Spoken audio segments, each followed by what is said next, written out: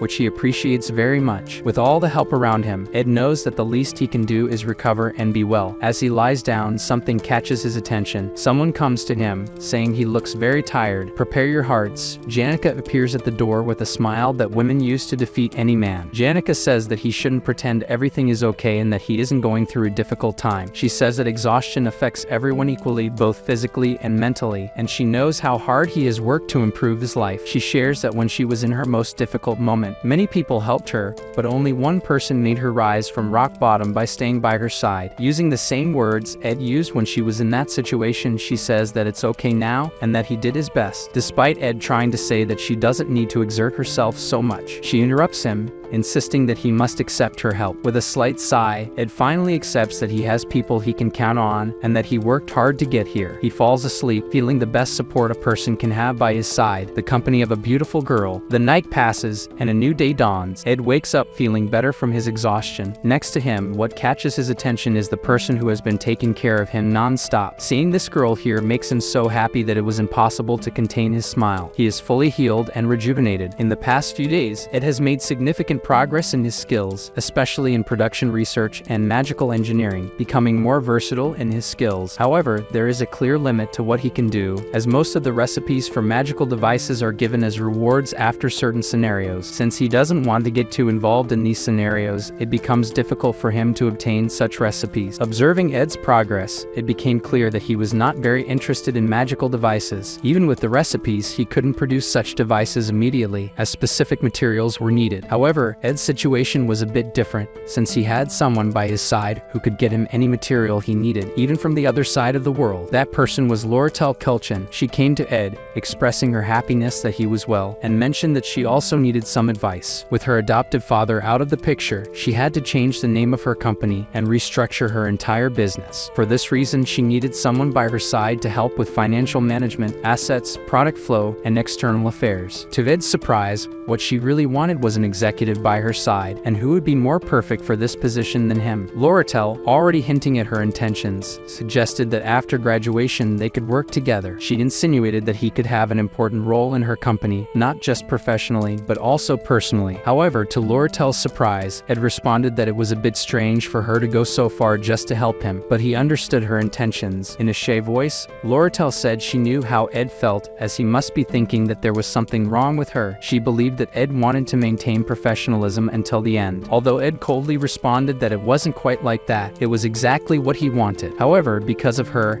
after a lifetime in a world where money is the most important thing, and where you are betrayed if you do not betray first, she spoke with conviction that the most important thing is to have someone by your side who will never betray you, someone who will stay with you even after losing all your wealth, someone who, even if the world turns its back on you, will remain by your side. Ed understood Loratel's words. They applied to family, a lover, or even friends. For Loratel, who lived in an environment where only money mattered, Ed understood that she lived in constant fear that something might happen. Loratel then expressed that she just wanted Ed to stay by her side. Our villain was surprised by Loratel's words. Despite all this sappy scene, he almost fell for her act as she was using all her negotiation and seduction skills. Loratel did ask something of Ed, and it wasn't entirely a lie. Due to the situation and the silence, Ed understood well what she meant. Therefore, he said he intended to graduate from the academy first and had no intention of leaving school. With these words, she agreed and said that after his graduation, they could talk again. Loratel suggested that after graduation he could soon use this free pass, if he understood. With a beautiful smile, she said it was great to see Ed after such a long time. As the villain waifu left, Ed sighed and thought he might have done something terrible and worried about what could happen in the future. Feeling indebted to her, and Loratel, in turn, thought to herself that she almost made a mistake, as her words to Ed were almost